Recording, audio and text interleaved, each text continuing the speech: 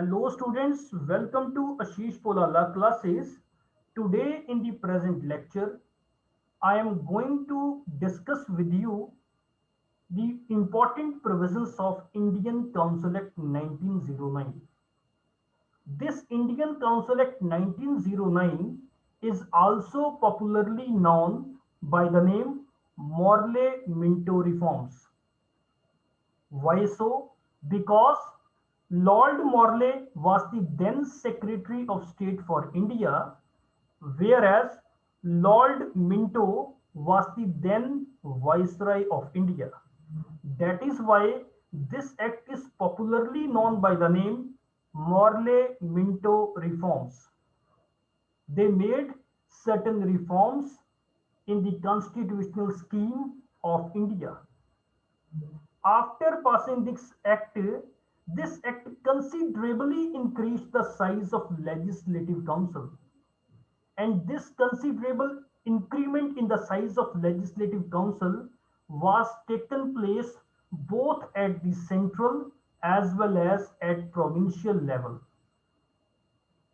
As far as Central Legislative Council is concerned, the number of members in Central Legislative Council was directly raised from 16 to 60 members, whereas the number of members in the provincial legislative councils was not uniform.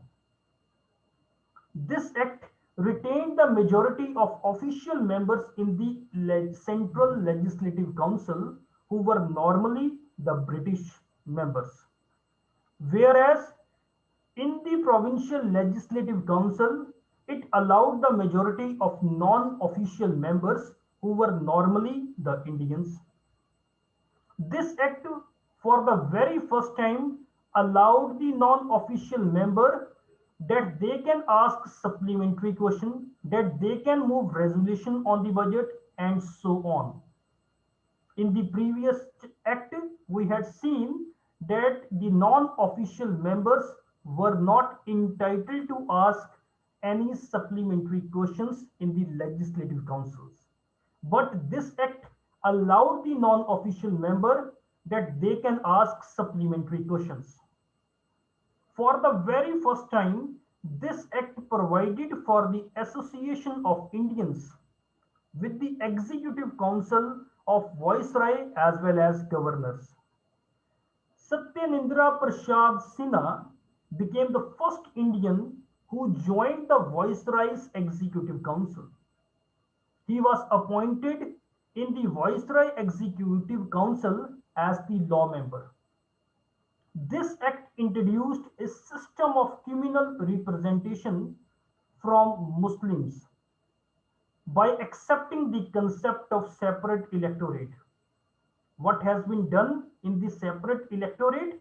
Under this separate electorate, the Muslim members were to be selected, and that selection was only to be made by the Muslim voters, not by the Hindu or any other religious person can give the vote in this separate electorate. That is why this act made the communalism in India legalized. And Lord Minto came to be known by the name Father of Communal Electorate. This act also provided for the separate representation in the councils for the Presidency Corporation, Chamber of Commerce, universities, and Jamindars. So in this way, we had successfully completed the third phase in the constitutional history. Thank you very much.